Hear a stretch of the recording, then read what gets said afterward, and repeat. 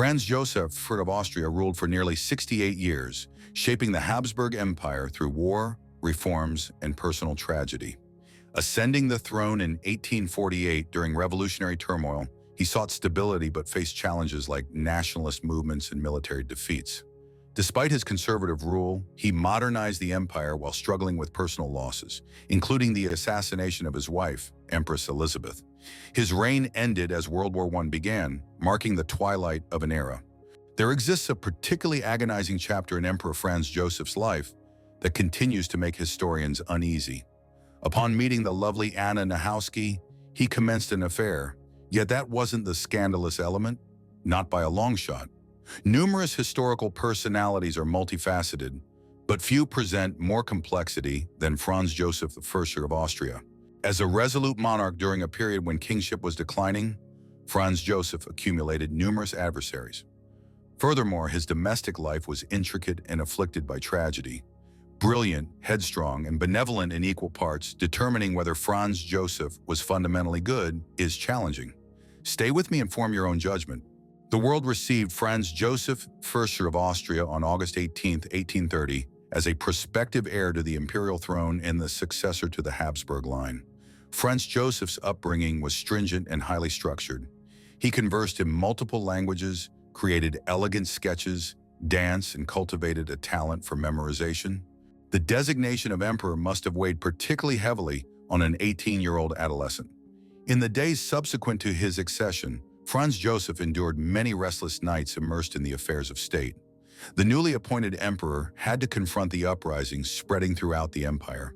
Raised with the conviction that kingship is a divine right, Franz Joseph showed little enthusiasm for establishing a constitution that empowered his populace, a measure that might have pacified some of the more turbulent imperial regions. Instead, his interpretation of a constitution bestowed even greater political authority upon the monarch himself in this instance. Resentment simmered among his subjects, and his control over the territories under his rule became increasingly precarious.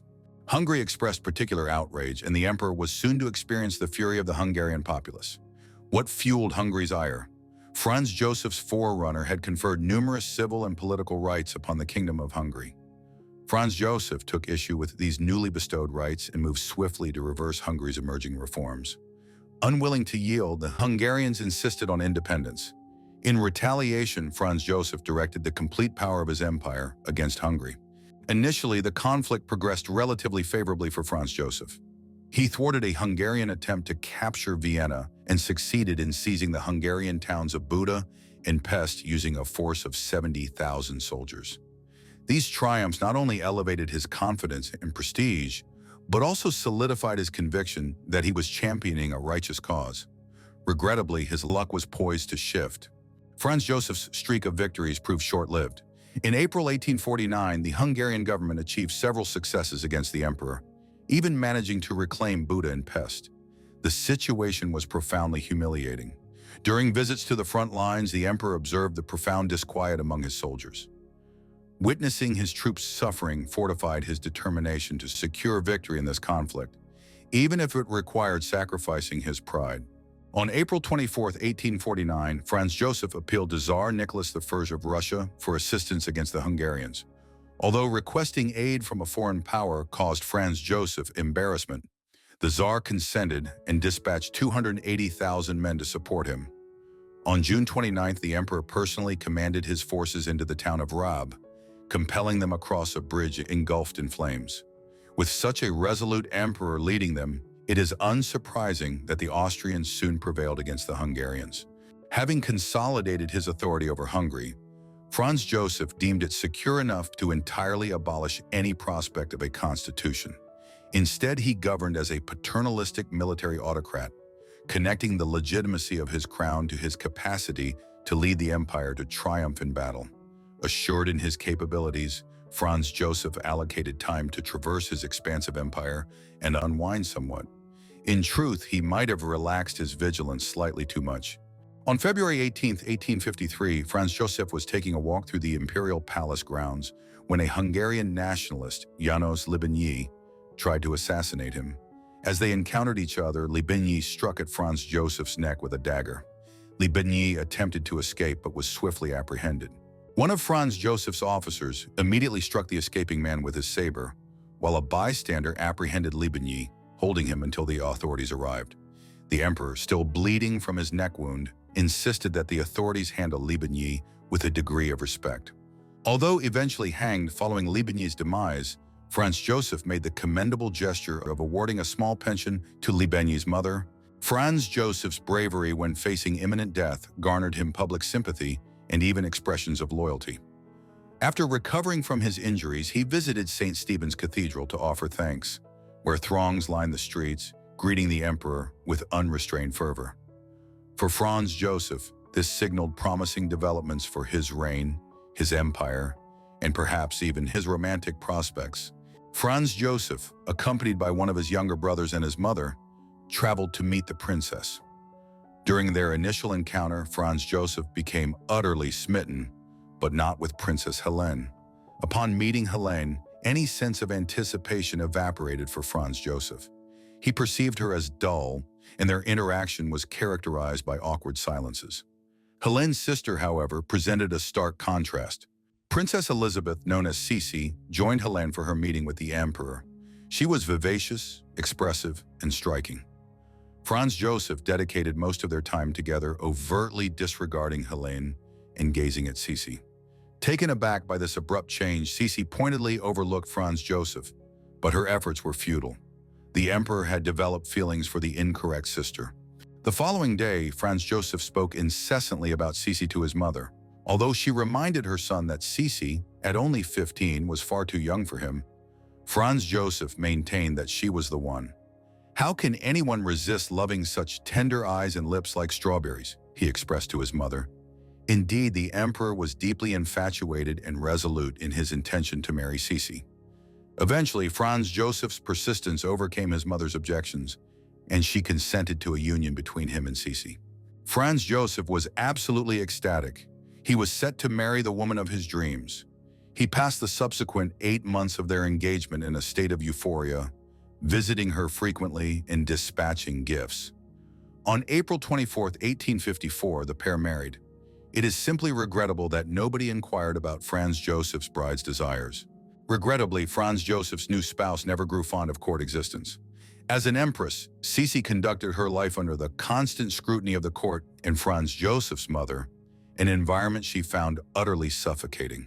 To ensure his wife's contentment, Franz Joseph organized for them to reside 15 miles outside the capital, affording Sisi a degree of seclusion. He would commute to work daily and return home to be by his wife's side each evening, a testament to his devotion.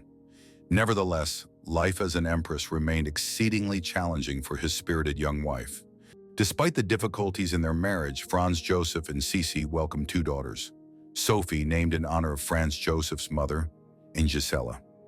Born on July 12, 1856, the 2 girls were ineligible to inherit Franz Joseph's throne, yet he cherished them immensely nonetheless. Since Franz Joseph and his wife frequently traveled abroad, the responsibility for his 2 daughters often devolved upon his mother, who proved inadequate in the role.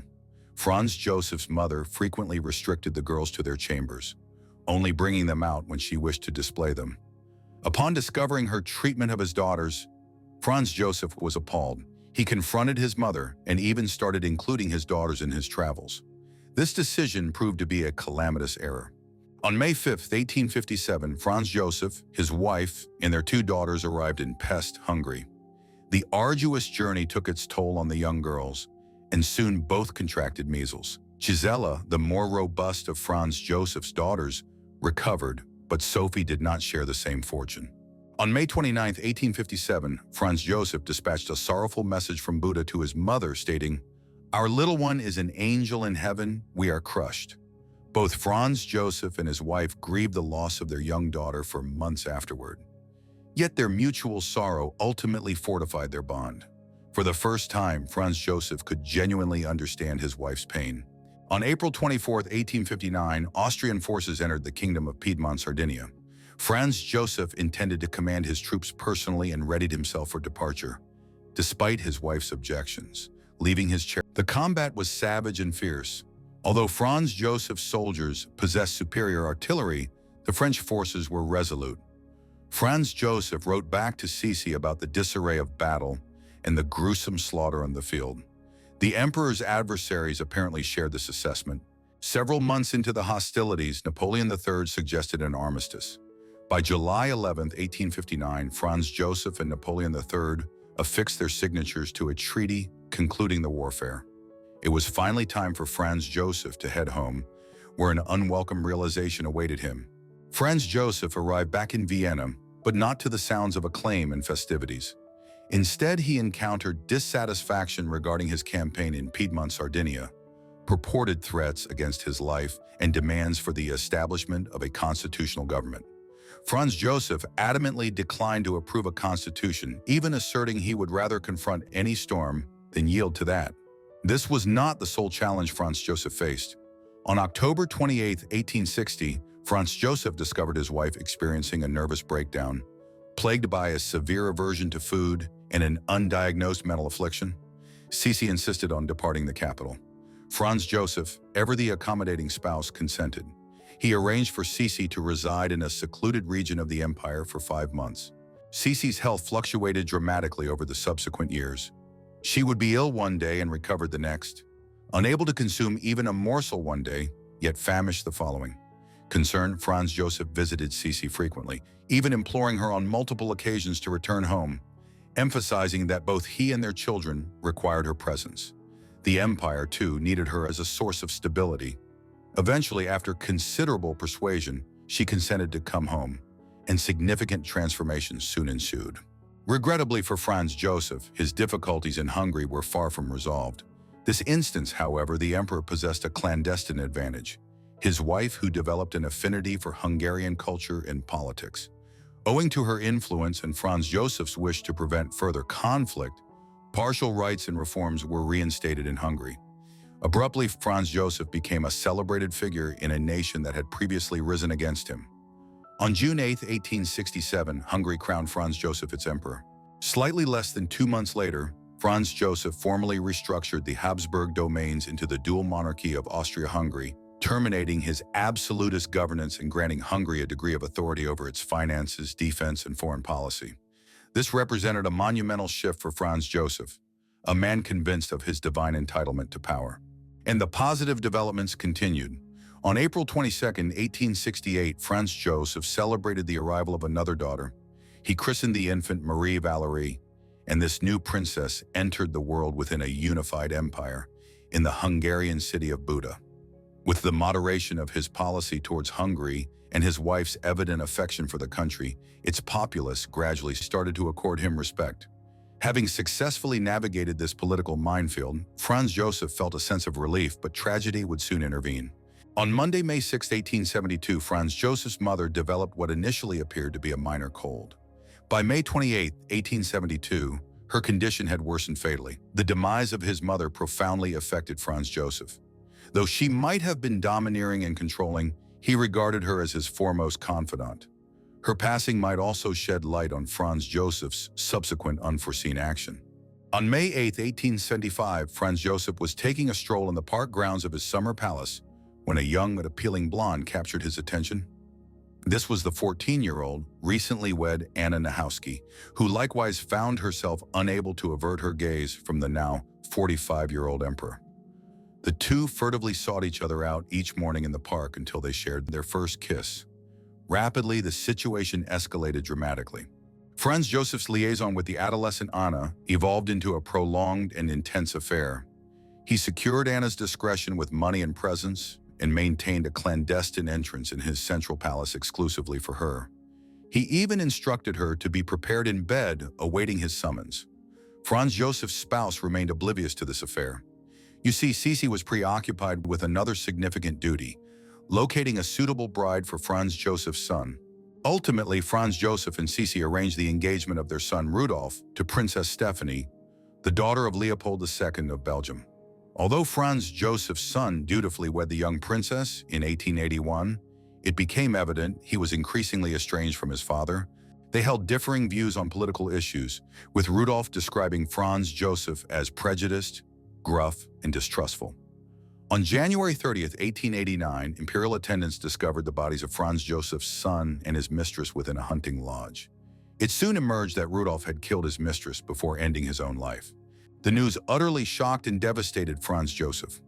Despite their tumultuous relationship, he loved his son. The only individual more horrified than Franz Joseph was his wife. Franz Joseph's wife descended into profound despair. She adopted the mourning attire of black or pearl gray for the remainder of her life and spent more time away than ever, distancing herself from both Franz Joseph and the court. During one such journey, Empress Sisi met her tragic demise.